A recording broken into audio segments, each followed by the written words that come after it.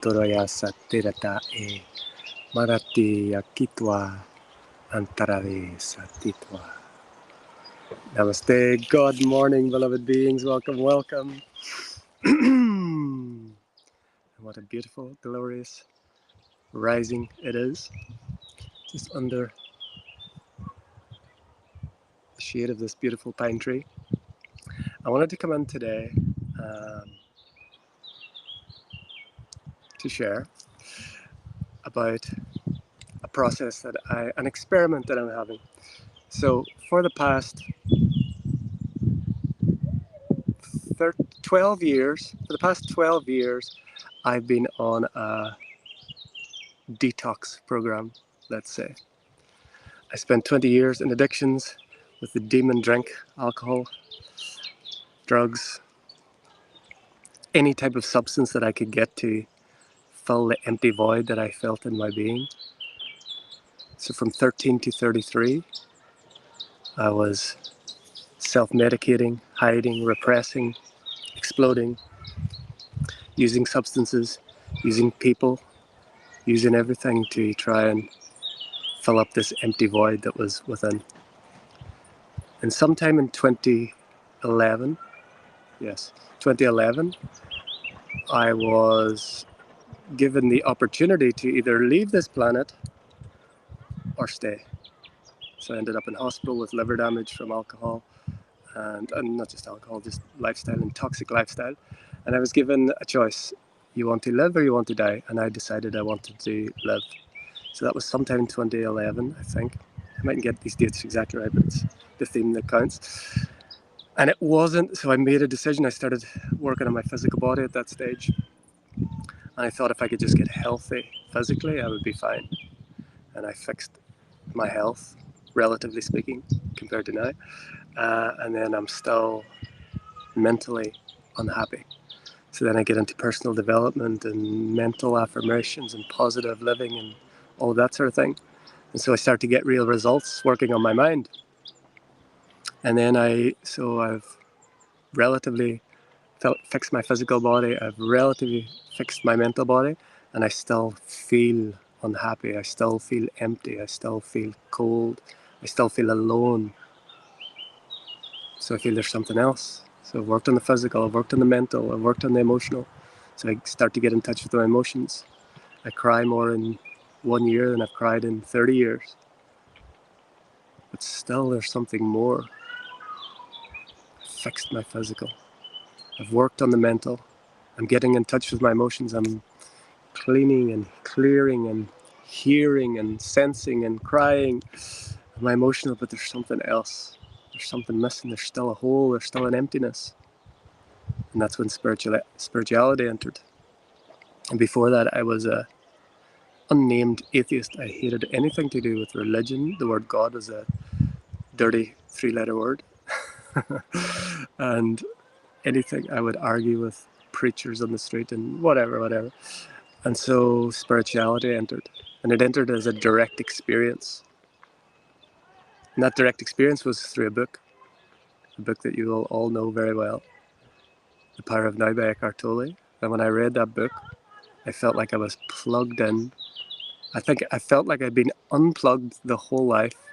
And I read the first chapter of that book, or a page of that book, no idea what it meant, absolutely no idea what it meant. But my body went on fire. It was like electricity, like fire, like life, pure life force. And I was plugged in for the first time. So that started a quest that the eye is on, the question, a continual question. Who am I? Why am I here? What is this body? What is this world?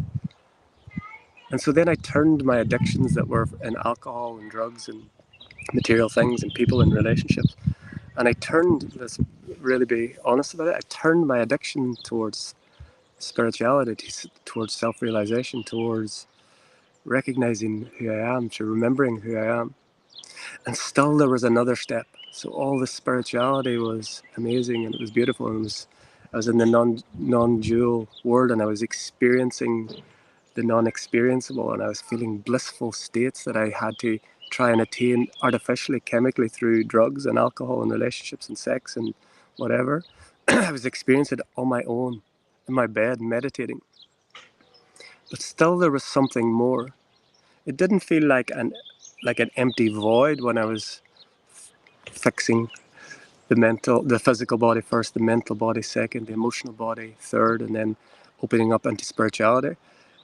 This time it didn't feel like an empty void, it felt like there's more. So the non-dual path is like, it's the pathless path, it's already there. Yet there felt like there's something more. I've got a body. I experience this world, I feel these emotions, I experience these thoughts. So again, it wasn't like a void, but it's like, okay, there's something deeper, there's something fuller, there's something more that I can experience. And so then enter multidimensionality. I had a perfect 555. Multidimensionality entered.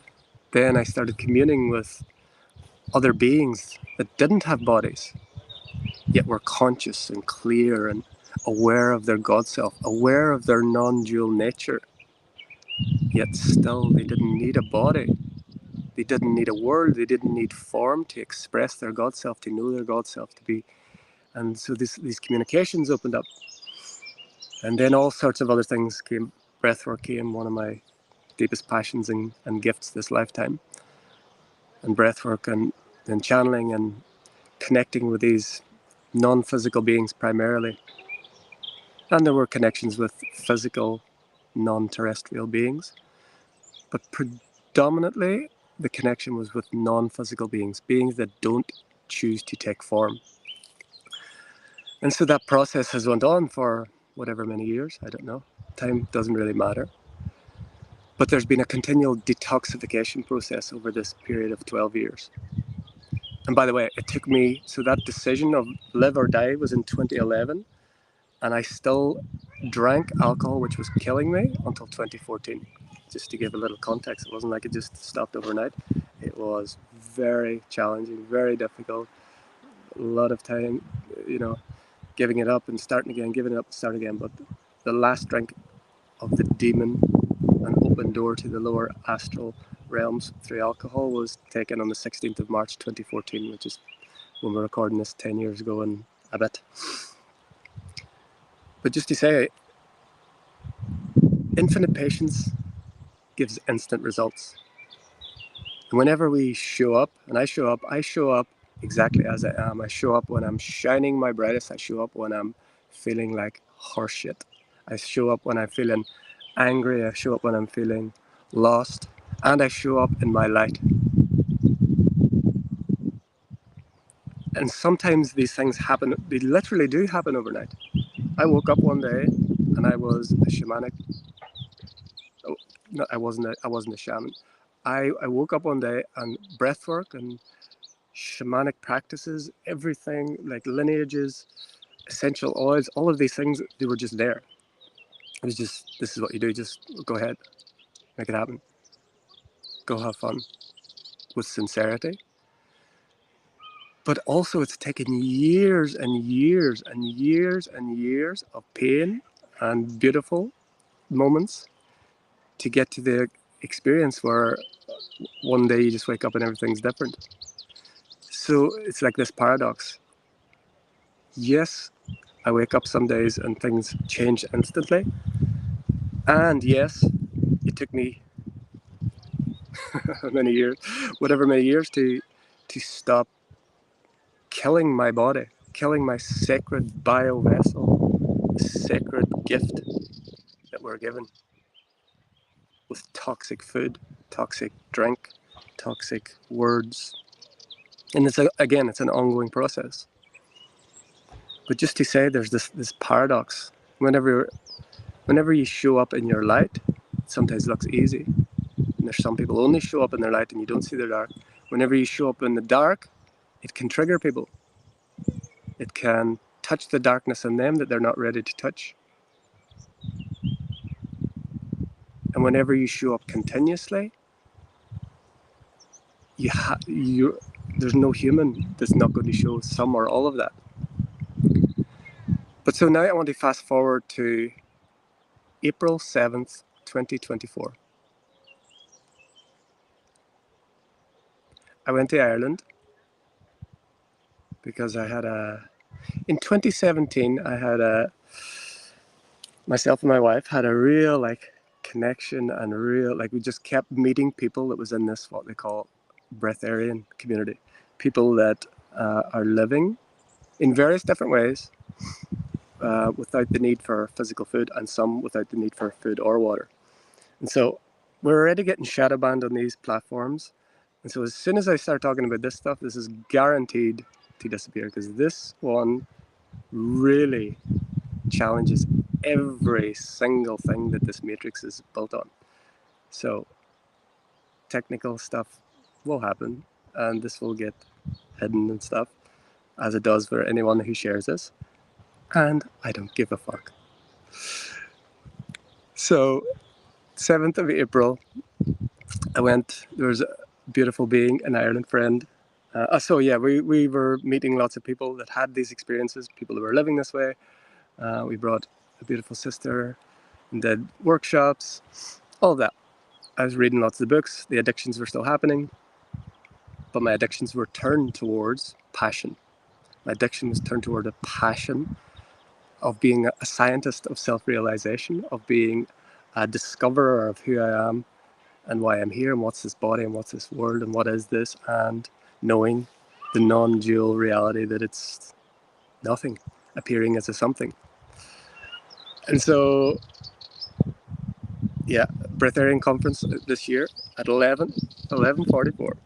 We're getting a lot today. 11:44, 144. So 7th of April was 6th and 7th, but this instantaneous, that's not instantaneous thing happened. So we're in a meditation with a beautiful sister who's the pioneer of this, definitely in the Western world, Jasmine. There with some beautiful friends, brothers and sisters, and there was a meditation, very simple meditation. I am pure love, I am infinite, I am eternal, and other channeled guidance that Jasmine was bringing. And when that meditation finished, one of my teams, who are more actually, funnily enough, geared towards physical, not completely, but they're more physical than the non-physical beings, of course, that I generally deal with. The team come in, and through light codes and light language, so after the meditation was finished, I think everyone was gone to lunch. I was semi-aware and semi-there. I received these light codes, there were shifts, changes, light language coming through me, things were happening. And I'd already had a couple of days. I decided when I would go there, I was going to just drink. I wasn't going to eat, because I wanted to be in the vibration. I went to the conference with absolutely no intention. I absolutely was not going to stop eating. It was not an intention. It's not something that I even wanted. I hadn't even thought about it so much until that conference came up again. So it wasn't an intention. It's not something that I wanted necessarily, and it's not, but I'm also not something I was averse to. But it wasn't like I was going there for this. I think this is an important point. So it happens. Whatever happened, happened. Light codes, changes. From that moment, I haven't had physical hunger. I haven't had hunger for physical food. And so in the past, I've done lots of fasting. I've done a lot in this 12-year detox. I went through many dietary changes. So when I grew up, of course, when you're an alcoholic, drug addict, blah, blah, blah, all of that, you just eat anything. And I grew up eating everything and anything, whatever it was. And then over the process around 2014, I started really changing in 2012. So it went through a process that was just organic. One day, my body would just say, no way, you can't eat eggs anymore. One day, no way, you can't eat fish anymore. My fish was my favorite food, and now it's like gone the complete opposite. One day, it was just like fish was horrendous. One day, I feel animals as sentient beings. I look in their eyes and I see and know that they're sentient beings, more intelligent than us in many ways and more connected with us in many ways. So the day wakes up, I just know I'm not going to eat animals. My body just is not going to eat animals. Then gluten falls away. Then any sort of chemicals in food fall away. Then going as 100% organic as possible. So that was and then I've had periods where I was called just only fruit, so kind of fruitarian. All these labels, doesn't matter. It's just naturally my body was telling me, okay, that's no longer serving you. So I just followed it. So I went raw. Raw was a challenge for me. Raw fruits and vegetables, I don't know. Fruitarian was amazing. I felt absolutely amazing with that. So again, I went through these processes, but slowly, but also it was a real challenge. It was like, especially the raw food, the other ones were easy. It was just natural. But the raw food and fruitarian was just a lot of effort. The raw food didn't really work for my body so well. It felt like a practice. It felt like a process. And so when I say those things, and I'd fasted before, I did like 5-6 day fasts, just to see what it was like and to feel it and feel the benefits. Fasting has been a spiritual practice in many traditions for many, many years, and for good reason, in all sorts of traditions, even the most distorted ones.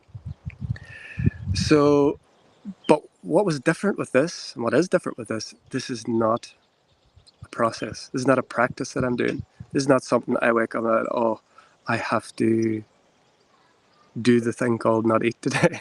Physical food. I'll get to what I'm actually doing again because it's a process. It's just natural. It's just what it is. I don't have the physical hunger. So amazing. It was amazing how it just happened. It just happened. So what I want to share is, I suppose, firstly, I'll share where I am, and then I'll share about the hungers that are still there, and that is the real work. So at the moment, I sent for these 2 months. So it's been like 55 days, I think, yesterday. 55 days. I've only had liquids. So I have water, lemon water, coconut water, and some juices. So like orange juice or like other fruit juice. I had a couple of days where I had like fruit and vegetable juice, and amazingly, that didn't work for my body. So I think for some reason, raw vegetables weren't working. I still do have carrot in the juices sometimes. I love carrot, orange, ginger. So I'm having some juices, mostly coconut water, tea, and water. So that's what's happening at the moment. And it's happening naturally. It's not a practice. It's not something that I have to do. It's not something, oh, I'm on a diet or something. No, it's not that at all. It's not like a sacrifice. It's not like something hard to do. And I'm enjoying, like, of course, my wife and beautiful son, those beautiful angels that I get to live with, they are still continuing on with their life as normal, as natural. And I'm enjoying the smell of foods. It's not like food is like bad or something. They're cooking food and I smell the food and it's like, it smells amazing. But the smell's enough. The smell is amazing. And that'll get into the emotional thing as well. When we talk later about what's the work still for this one. I'm enjoying it. And so I sit and have my juice and they sit and have whatever they're having. And so again, not a practice, not a sacrifice, not a process, not a something that I have to do. It's a natural occurrence like breathing at the moment. For now, let's say this is an experiment. My Pranic Process experiment. There's no labels in this. I'm not following someone's practice. I'm not following anyone's guidance other than my own inner guidance and the quasi-physical team that is working with this. And so, yes, that's where I'm at now. So I just water, tea. That's pretty much that. And so now I want to talk about what's the work. Because there's always work. There's always work play. So what I discovered, so someone that's been living this way for a long time said to me one time, all hungers are emotional. And intuitively, I felt it was true. But experientially, it wasn't true. So intuitively, I just knew, I felt that it was, let's say, true. Like I would say, from one perspective, it's true. But experientially, that wasn't my experiential reality. So I discovered very quickly. So I went to Ireland for this process. I came back, I'm like literally floating on air, even through the airports and through all the matrix stuff. I'm literally having experiences, and Elise can confirm this. You wouldn't believe this unless it happened to you, and I don't care. I'm not trying to prove anything. I'm not proving anything to myself or anyone else. I'm just sharing from my heart. I've had experiences where people literally can't see me, including my wife and son. But I feel like I went through all the airport stuff. It was like so easy, and it was just like people. It was like, anyway, that's another conversation. But as soon as I made it back to my wife and son, like I'm in a state of absolute bliss, totally light, flowing through life, totally full of energy. I should say, let's just jump back a little bit. Sorry for this timeline jumping. My energy is so in all of my that crazy life of addiction and all of my, the 13 to 33, the 20 years of addictions is only like one part. Like the whole life, I feel like my energy has always been up and down and waving and highs and lows and peaks and troughs, and one time every boom or bust, everything's amazing, everything's horrendous, like deepest dark and like highest light. So there's always been this wild swings at 2112. Oh my god, we're getting every single number here. 2112. There's always been these wild swings, and what I have found in this is like my energy is like this all the time. Even when I have the hungers that I'm going to talk about, the energy is stable and the energy is just pure and it doesn't vacillate. The human can vacillate from the stable energy, but the energy doesn't change anymore. Whereas in my previous awareness state, when energy changes, when the human deviates from the constant pure source of energy that is feeding everyone, all of us, all of the time, it feels like the energy is dipping. It's not true in this one's experience.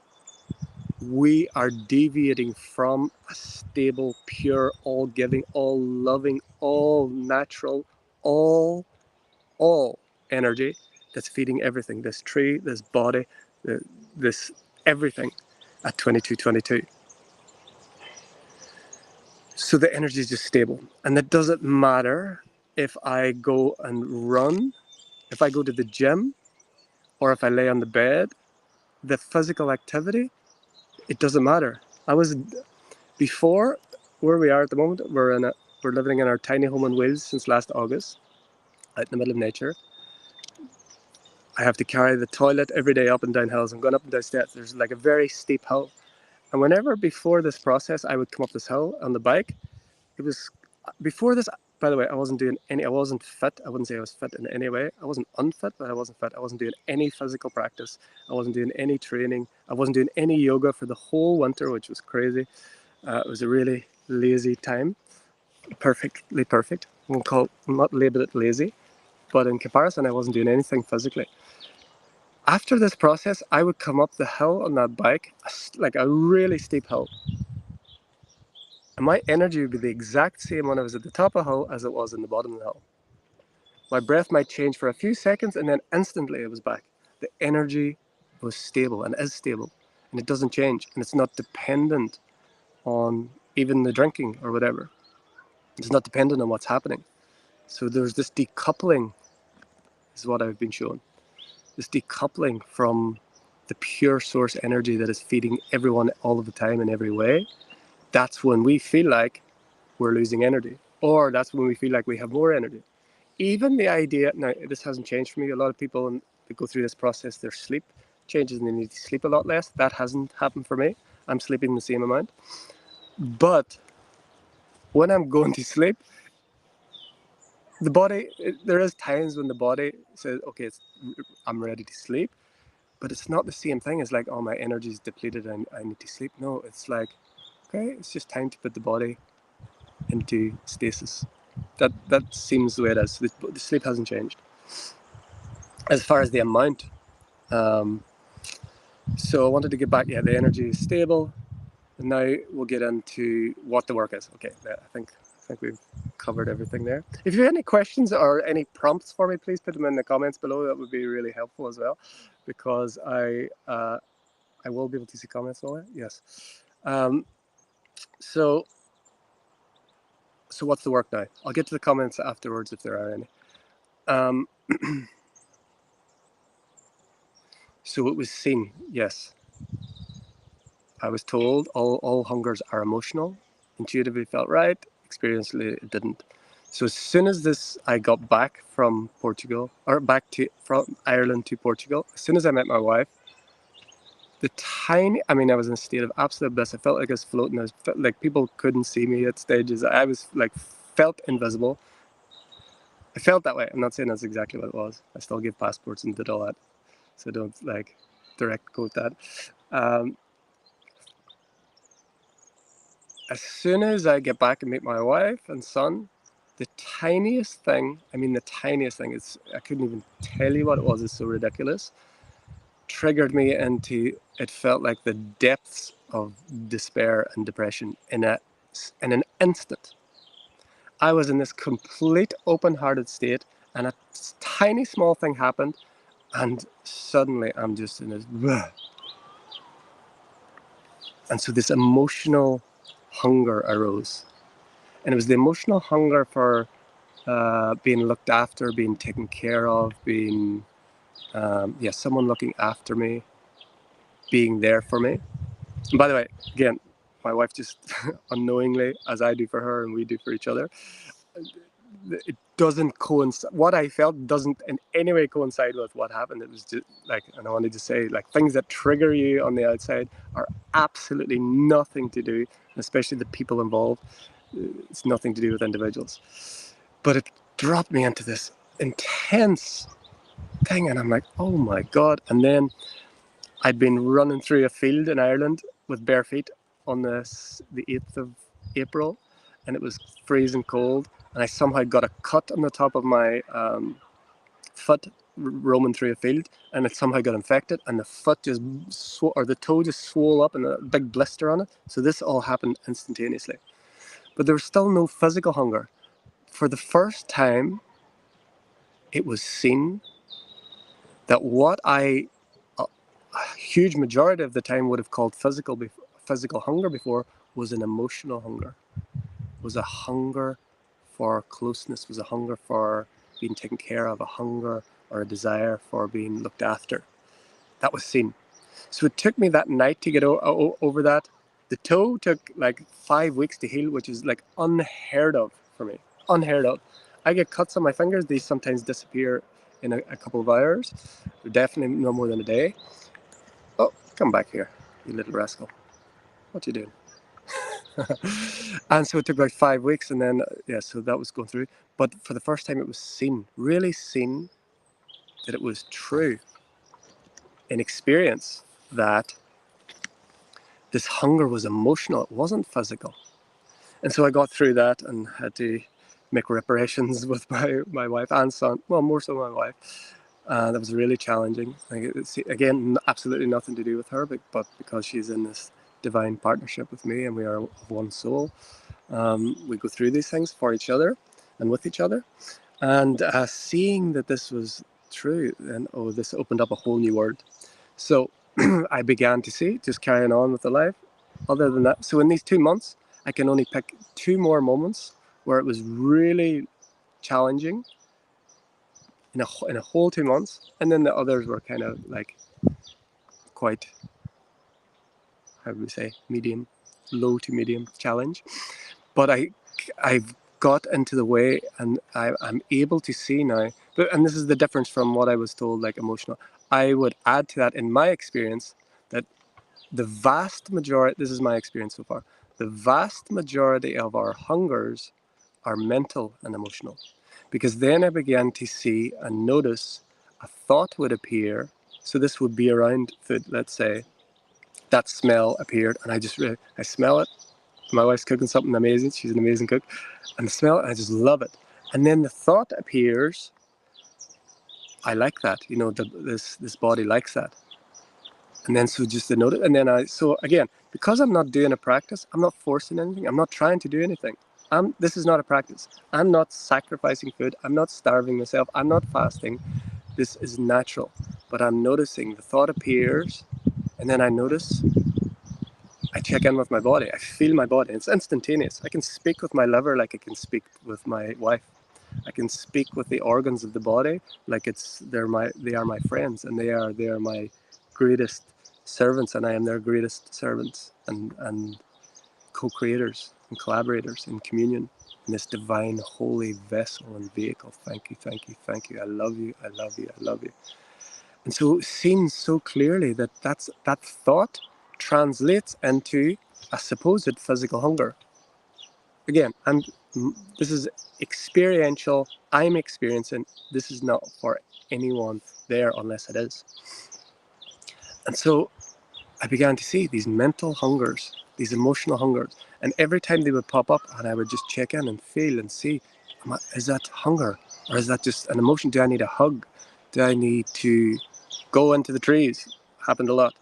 Do I need to go out into the forest? Do I need to take a walk before I react or respond? Before I react. And every single time, without fail, it has been seen that there is no physical hunger. And so let's just give a caveat here. I'm not saying that everyone in the world is just mentally and emotionally hungry. That would not be true. That is not true.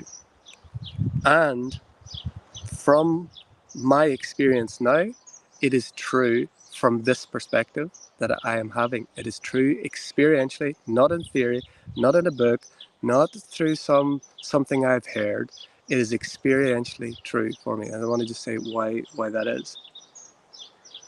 When I was an addict, when I was waking up at -10, this is what I always talked about. When I first became sober, I always I feel the emotion come up when I talk about this. Just waking up feeling zero. I was like zero, like just on a, like zero. Not waking up feeling horrible, depressed, guilty, shameful, physically depleted, toxic, blah, blah, blah, whatever. Enter all that. Just when I got sober, waking up feeling at zero, like just neutral, let's say I call it neutral, was just like, wow. Imagine you just wake up and you're not guilty, you're not depressed, you're not shamed, you're not no, what did I do last night? What happened? I can't remember anything. That was a revelation. That was just like, wow. Just to wake up feeling, quote, normal is so far away from what I'd experienced for so many years of my life. And now, I'm waking up radiating energy rather than sucking energy.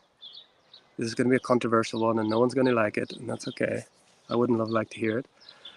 The vast majority of humans, and so all you hear in the spiritual community, I need to protect my energy from energy vampires and all of this. The vast majority of humans are energy vampires. Not in a conscious way where those people will be talking about someone is deliberately trying to suck energy from another, or literal, watch the people fall away now, the literal vampirism and the literal abuse and the literal things that happen in physicality. Pretty much all humans are energy vampires in some way. When we have any need whatsoever, we need to take from the world, we need to take from people, we need to take. That is where we are not in our true self. Our true self is radiant. Our true self is full of energy. Our true self is resourced fully in every level, in every way, no matter what. And again, this is not a judgment, not a judgment of myself, because I was that the whole time. It's not a judgment of anyone else. It's just an observation, experientially, of what I'm seeing. And again, this is one perspective on infinite potential. If it fits, it doesn't, it doesn't. I'm not here to people please like I did for 33 years and always failed, because you can't please people.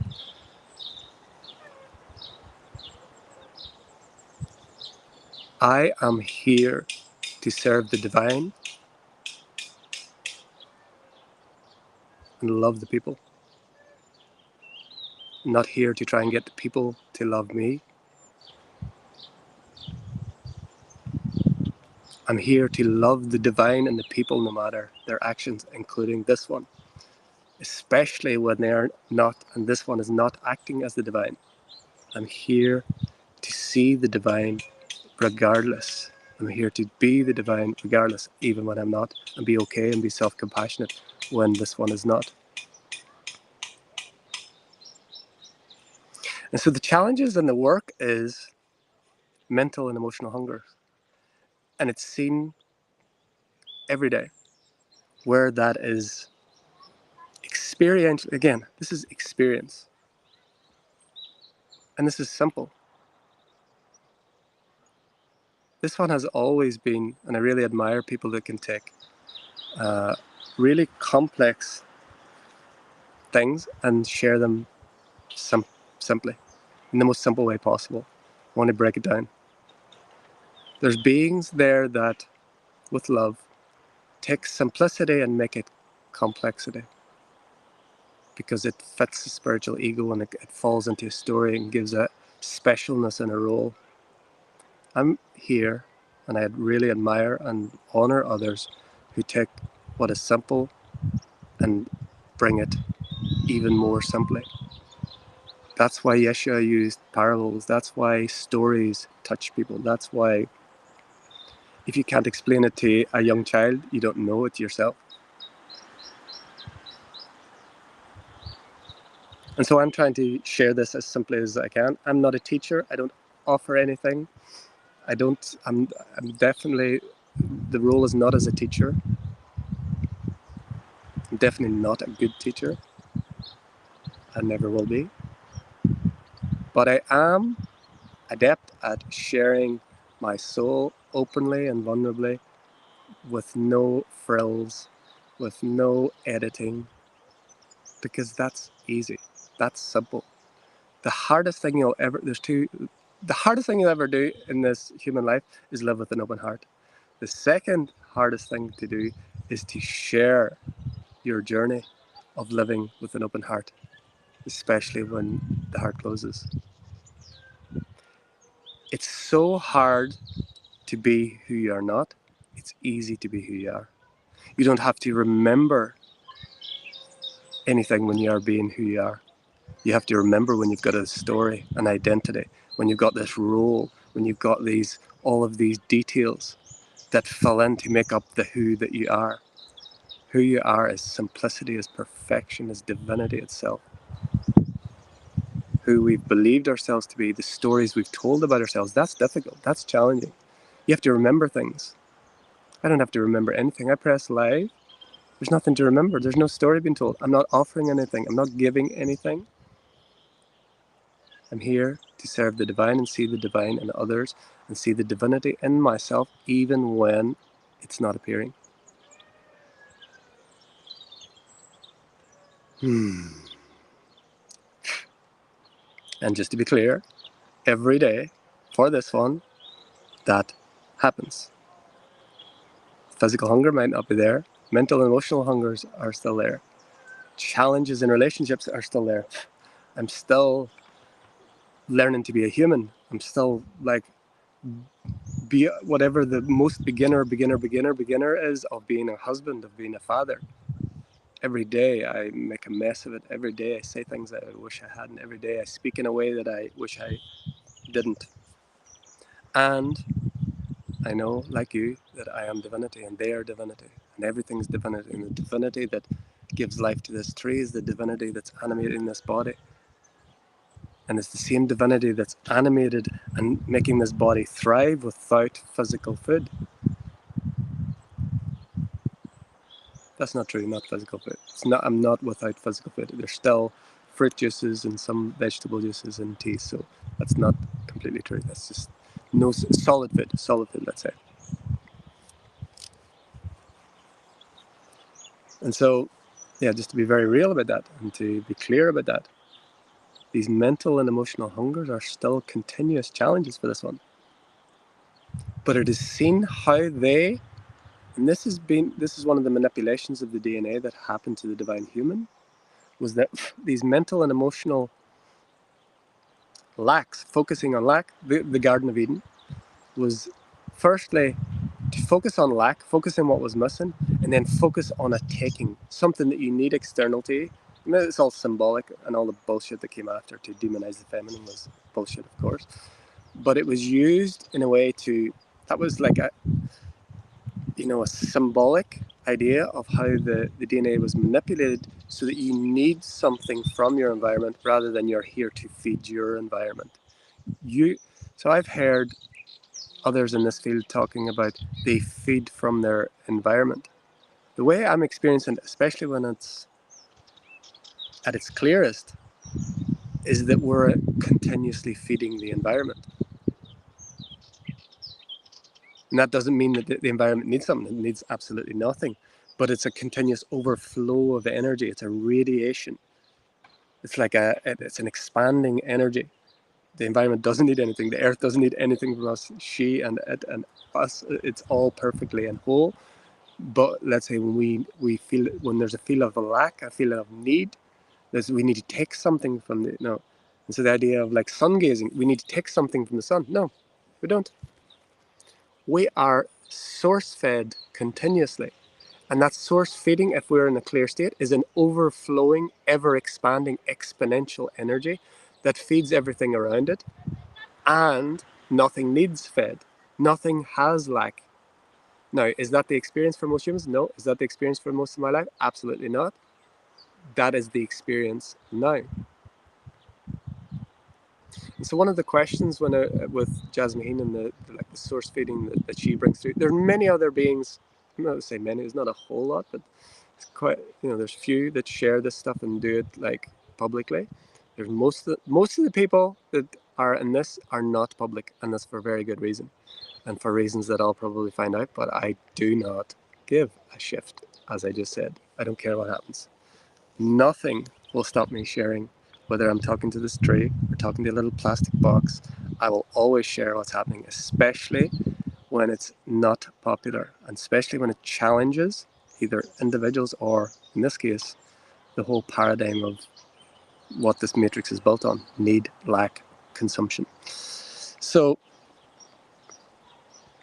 we are being fed continuously all of the time by a never-ending source of energy, and it's not our experience all of the time. See the paradox? We are fed continuously. We have all our needs met in every level, in every way. And because of this, at 42, 22, 222, because of this manipulation, and it was a DNA manipulation, but that kind of is, it's too simplistic, and it's a little bit disempowering, just as I share it, because I feel, because then if we say it's in our DNA, even though the science of epigenetics is showing that can be changed, I feel that feels like too definite. It's not definite. It's a manipulation of our awareness. When we focus on lack, our experience is lack. And because let's say DNA, it's a DNA manipulation. Oh, just go and change your DNA. That's sounds like a big task and feels like a big task. What if what is happening is our whole life, our whole conditioning for generations and eons, we have been trained and manipulated and programmed to focus on lack, and the quote solution to that is focusing on plenty, focusing on what we are, focusing on the energy that births universes, is the same thing that birthed you in the womb of your divine mother. The same thing that's beating your heart is the same thing that makes you able to climb up the mountain. The same energy that's twirling the galaxy is the exact same energy that's moved your body and that's moved generations and it's procreated. It's that same energy that births all of that, that is you, that's feeding you continuously. And it's only because our perception has been hijacked, our awareness has been focused on lack, and we've been looking on outside things and trained to get the food, get the girl, get the guy, get the job. This is like Neil Donald Walsh. Get the job, get the girl, get the guy, get the house, get the bigger house, get the office. He says it much better. Get the office, get the bigger office, get the car, get the bigger car, get the new wife, get the new husband, get the next. I'm going to add some more in. Get to the fifth dimension, get to the seventh dimension, get to the 12th dimension, get the book, get the top office, get the company, get the disease, and get the hell out. I added a couple of ascension things just for at 40 4441 1444. We're focusing on lack. I like to have a little joke and fun. If you want to hear that shared well, listen to Neil Donald Walsh, who is one of the most prolific authors of of our generation who wrote the conversation, or who received Conversations with God material. And he says that like an amazing way. I like butchered it badly and ad-libbed some essential stuff in there, but you get the point. It's like, that's a very materialistic one, but add in anything that you need, including the air that you breathe. Now it's time to get, do you need air? Do you need the air to breathe? Do you need water to drink? Do you need food to eat? Do you need shelter from the elements? Do you need a relationship? Do you need money? Do you need things? I'm just going to put questions. I'm not going to answer them. You just put some questions out there. The quest the eye is on. And so the continuous experiment here in this pranic process is discovering, it's not like I have to dig for them, they come very clearly, the mental and emotional hungers that arise, seeing pretty much instantaneously that usually they were translated, not all the time, usually they were translated into a physical hunger, what the experience of a physical hunger, and then you would eat. Then I would eat. And like rumbling in the stomach and all those, those physical and like low energy and all those things that we would associate with hunger. It's same for this one. Again, I'm not saying this is like, you can't share this all in one video. There's so many nuances to this, and I'm not saying every being on the planet is just emotionally, someone who's literally starving in a third world country or a war-torn country where these demons have overtaken the minds and the hearts of divine humans, and this artificial intelligence is using to feed off suffering. I'm not saying they just need a hug, although it wouldn't do any harm. So just to be clear about that. It's a level of awareness, it's a level of perception that I am so blessed. I wanted to say thank you to my parents, and thank you to all who have assisted me on my journey, that I have been just blessed in this human journey to be able to even contemplate these sort of things when some people are waking up with bombs dropping around them. Some people are waking up where they have to walk miles to get water because they are still in that space and that perception where they need, where survival is their first thought. When I was waking up as an addict, it was survival. But they're in literal, I was never in physical survival. I was in a war zone, I would say, when I grew up, but it wasn't physical. I wasn't lacking food. I wasn't lacking water. I wasn't lacking material things for any period of this life apart from one initiation in 2020 and 2021. So again, I just want to be clear about this and not like make a blanket statement. I'm not speaking for anyone else. I'm speaking from experience of what is happening. So these mental and emotional hungers are the work. And again, the physical, like a friend said, wow, it's a big, what did he say? Something like, wow, it's a big commitment you've made or something like that, to do this. And it's not. It's absolutely not. It's not like some special thing. I've done way harder things than this, believe me. Getting sober was harder than this. Committing to doing one video every day for a whole year is harder than this.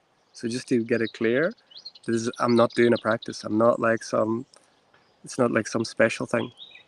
This is something that's happening naturally as breathing. The work is noticing the lack. Notice when you're focusing on lack. I'm focusing on lack. Notice where emotional hungers, mental hungers are leading to lack and leading to conflict and leading to need and leading to all of these things.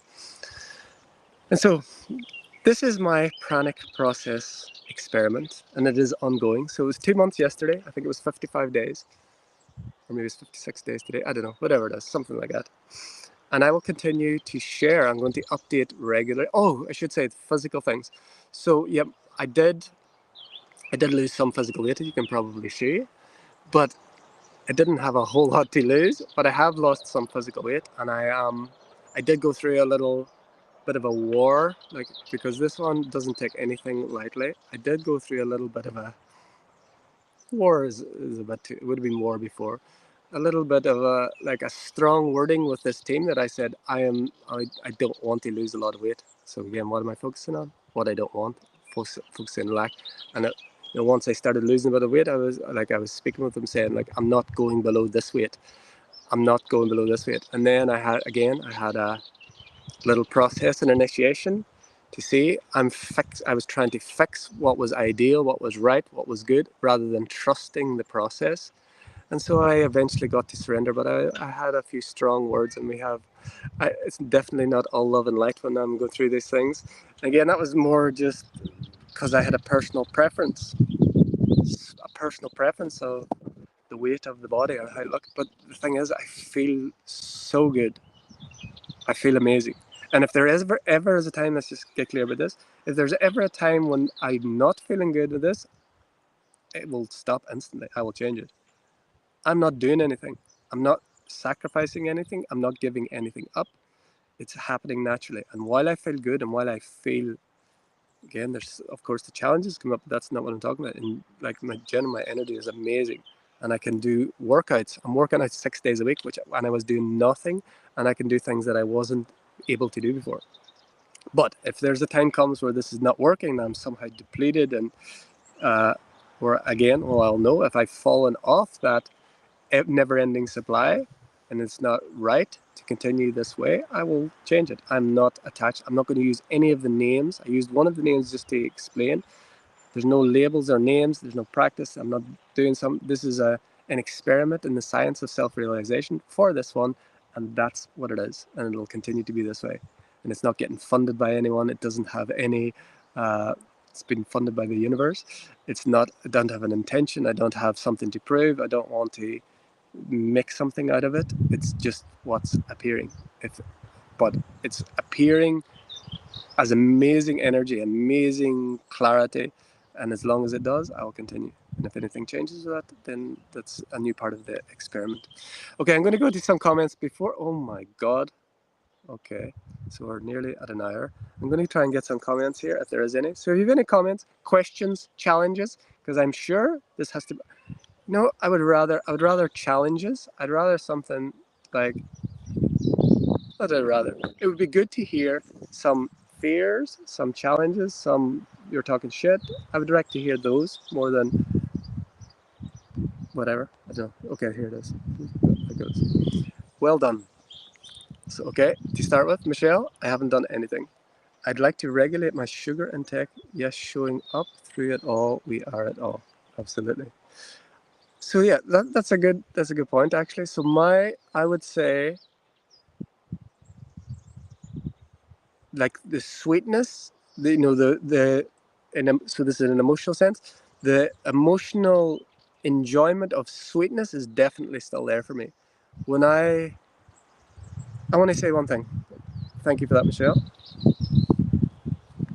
If you like one of the like, I like to get simple. You could spend like crazy amounts of money on detoxes. So it doesn't matter where you are in your journey, from the complete opposite of what I'm talking about to somewhere before. You can spend crazy amounts, and there's all sorts of complicated things. I want to share the one thing that I have found that has the most crazy, amazing effect instantaneously for me, and it's so cheap, and anyone can do it all the time. It's like ridiculous. Organic lemons and water. Filtered water and organic lemons. Start your day with lemon water, and at some stage during the day, have more lemon water. I am not joking. It is unbelievable how good I feel after that. Especially if you're like playing around with this and you, like, let's say you feel hungry, instead of eating, check in with your body. I'm not saying to do anything, but just I did this so many times. Check in and see if you're hungry. And instead, if you're not really sure, have like a lot. Like I usually start with like more than a liter of filtered water with lemon juice. Normally one lemon or maybe a lemon and a half, depending. Doesn't have to be very strong. You do that twice a day, and ice, like it's insane. It's insane how good I feel just with that.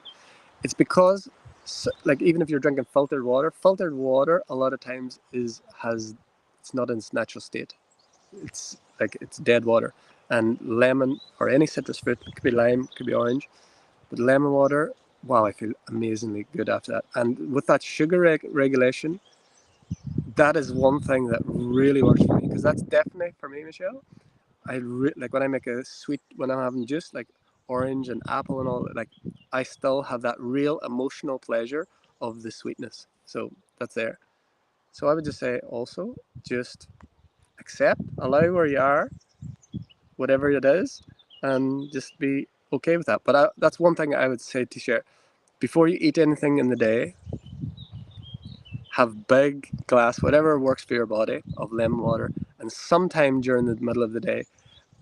So it just feels amazing. You will pee more, but that's your, like, so water leaving your body is one of the number one way that your body detoxifies it. 55-55. Tears. When you cry with something that's really deep, drink the tears. When your body sweats, and we have this stigma and think there's something, oh, it's sweaty, it's bad. Maybe I should just say something. This is something that I've noticed in this process. The smells that used to come from this toxic body are leaving completely. And I mean all smells. I'll just leave it there. Sweat, tears, like elimination of the body, all of those, the more you do, of course, as long as it's natural. Oh my God, did that disconnect?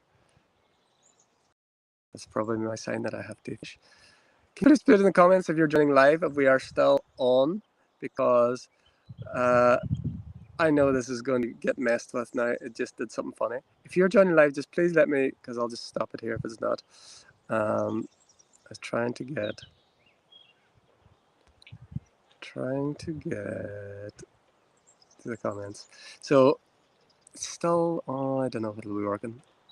Okay, it's still, let's see, still ohm. I love it, still ohm. Michelle, you couldn't get that any more perfect. I have to get that there. Still ohm. That's the best typo of the day. Still ohm. Still source. Okay, so completely lost where I was after that funny thing happened on the phone. I'm amazed that it's still on here after considering some of the stuff that's been shared about.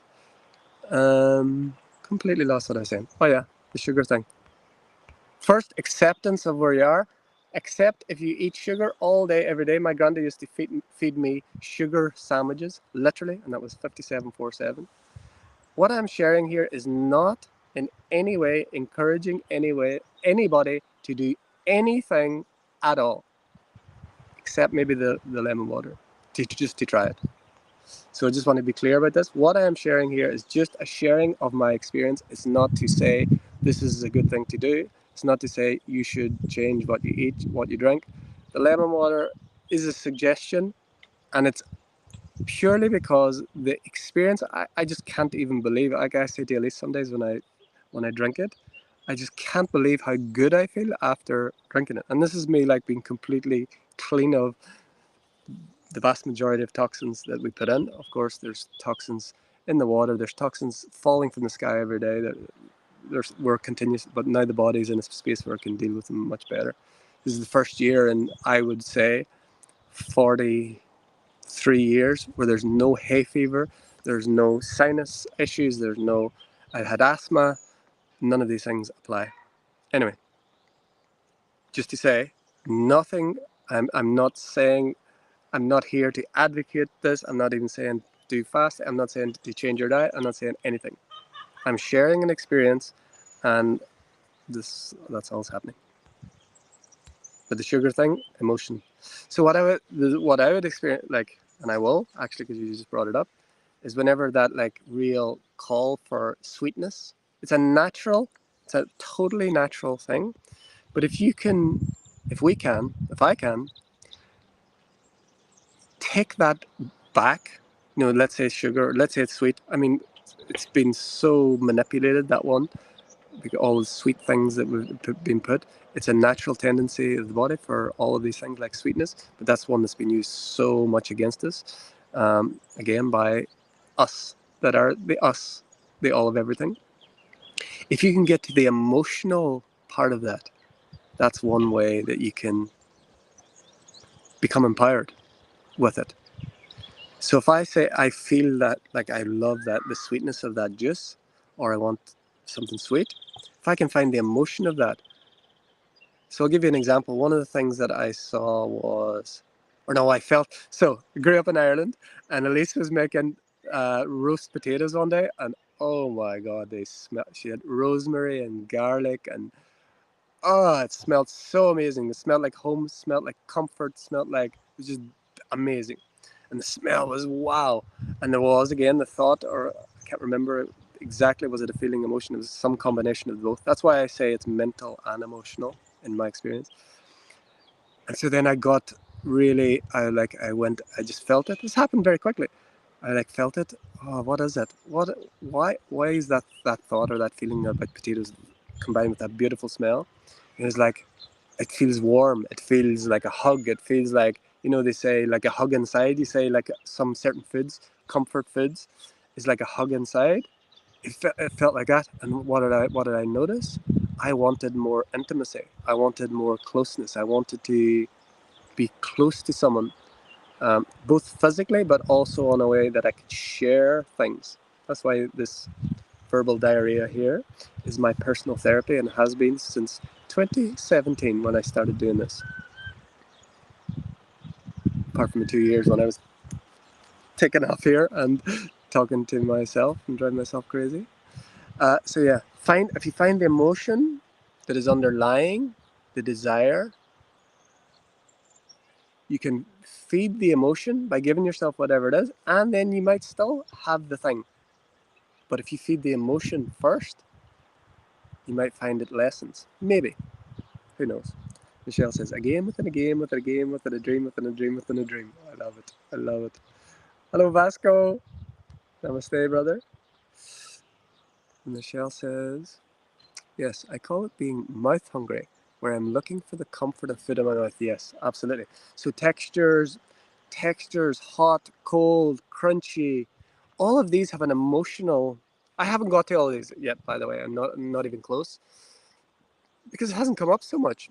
That one with the potatoes was, the sweetness definitely has. But if you can find, like that's amazing, where, like mouth hungry, like when Michelle's sharing there, if you can find what is the emotion that gets fulfilled when I eat a insert blank, whatever it happens to be, doesn't matter what it is. And can I, again, not even change what I'm eating, but can I give myself whatever that emotion is, and then just see what happens? That's where I would go. That's what experiment with it. Don't follow anyone. Don't follow what anyone says. Don't feel anything that anyone shares or says is like something that you have to do or should do or supposed to do, or you're not going to ascend to the 11th dimension. This bullshit. My ascension buddies, I love you. Namaste, beloved sister Katrina. Sunshines, and green hearts. Steph, my sister. It's interesting that you're 10 years sober, and now you're experiencing the same thing with no food, 10-year cycles. True. 16th of March this year. Amazing. Ah, look at that one. Would you look at that one? Beautiful, beautiful sister. I love you. Melissa Dehan. Hello, hello. Katrina, the birds. So, any questions, challenges, any calling bullshit are very welcome. The birds are singing your truth with you there. I love you. I love you too. We love you. That is an amazing point, and thank you for bringing that. Listening to birdsong, you go and hear like sound healers, and you go do crystal bowls, and you go and do all these amazing sound journeys. It has been seen and it has been experienced. The birdsong is one of the most powerful sound healing you can ever get. Sit under a tree, and doesn't matter if you're in the middle of the city, focus on the birdsong and you will get like full. I've noticed that. So thank you. You're always intuitive in there, Katrina. Like birdsong is sound healing. They are Oh, why does this always disappear? They are twitterating what you're saying. I love it. I love it. Michelle still I love it. I love it. So we're still here. Ah, Melissa. What's a crack, kid? What's a crack?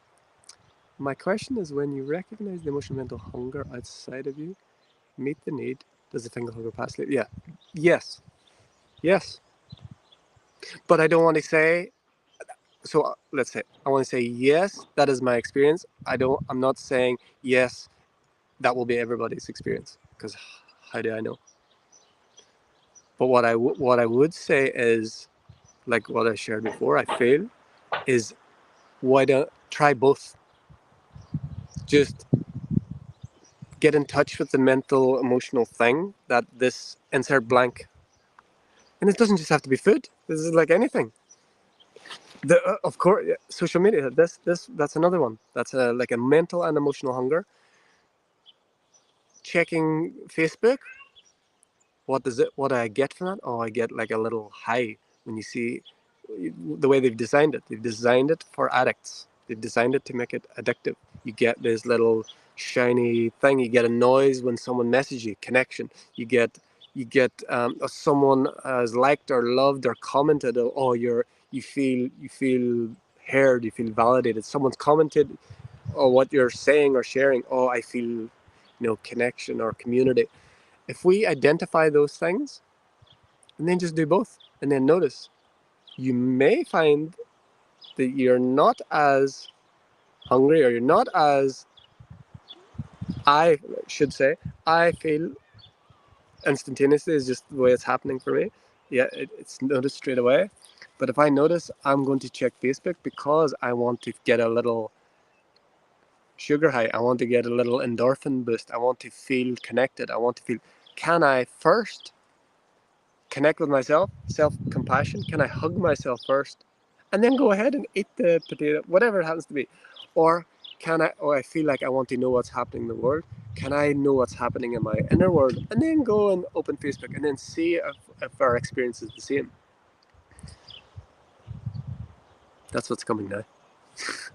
Okay, it's gone way over now. I'm amazed that this stream is still on, the phone's still on, everything is still working. So if anyone else has any challenges, comments, questions, calling bullshit, whatever, please feel free to do it because the comments is working. That's cool. Um, please feel free to do. And is there anything else that I haven't shared?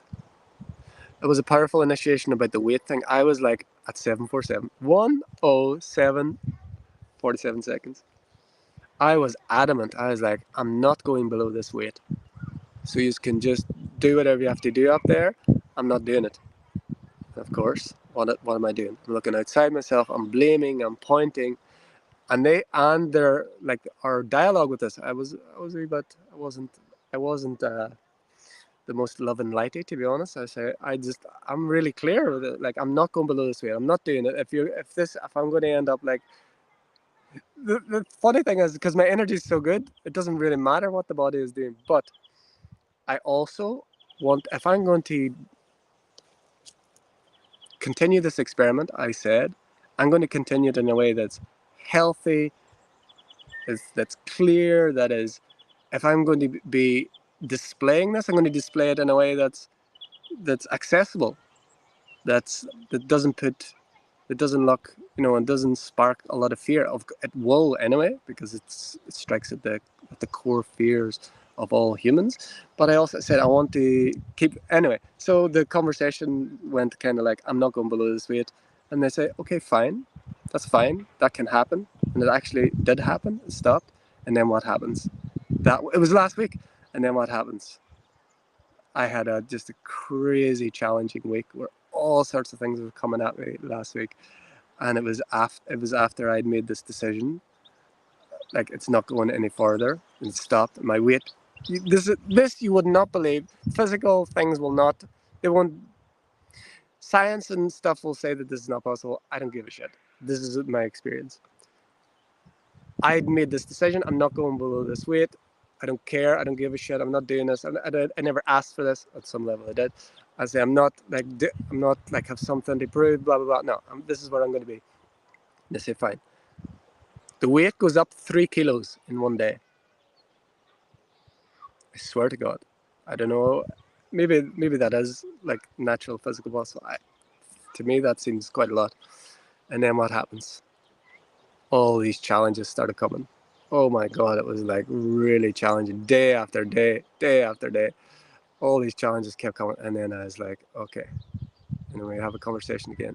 He said, you're absolutely free and completely open. You're not doing something, you're not being commanded to do something. And there's a natural process. When I spent 20 years toxifying this body, and then whatever many years of mental, emotional trauma, whatever, and intergenerational and all of that stuff. And in this like little 12-year period, you think you're just going to, and I'm very adamant, yes, I know it's possible, but so then I surrendered. I let go and I said, okay, I'm not going to put any limits on this. While I'm feeling good, again, while I'm feeling good. If the physical body loses some weight, which is natural for this process, that's okay. It's 111. So I surrendered, and then what happens? Peace. Peace came. The weight came down a little bit again, but I still feel so good. I'm training harder this week than I was training on week 2. Um, so I just surrendered to that. There's still a little bit of egoic part of that, of how I would look, especially like for family, and like that can be a challenge. It could be scary for people. I can get it. I can imagine. So it's really been letting go of this attachment to how it looks. While I feel good, again, if even a second it doesn't feel good, I'll do something else. This is not a process, not a practice, not a sacrifice, not a something. It's a natural occurrence that it's a happening. So yeah, that's the only thing that I feel I haven't shared. Continuous challenges. Anything else anyone would like to ask to trigger something for me? Or challenge? Really welcome challenges, because the challenges will help me as well at 1:12:12. And if not, we'll probably leave it there, because that's actually 1 hour and 12 minutes. Oh my God. Ah, sister Denise, hello, hello. What's this? Show it. Just commenting that birdsong is so key for nature and how things progress in nature, such as how the flowers are encouraged to blossom and open. Wow, the leaves opening up, then dropping. There's a weave between the sounds and the progression of nature, I feel. Not sure if. Why is that not showing me the rest? Not sure if I'm explaining it at all well. Yes, you are. Absolutely. Absolutely. This is very clear. It's very clear. So let's do a little experiment now. Let's just be quiet. Oh, let's just be quiet. I'll be quiet, and let's hear what we can hear.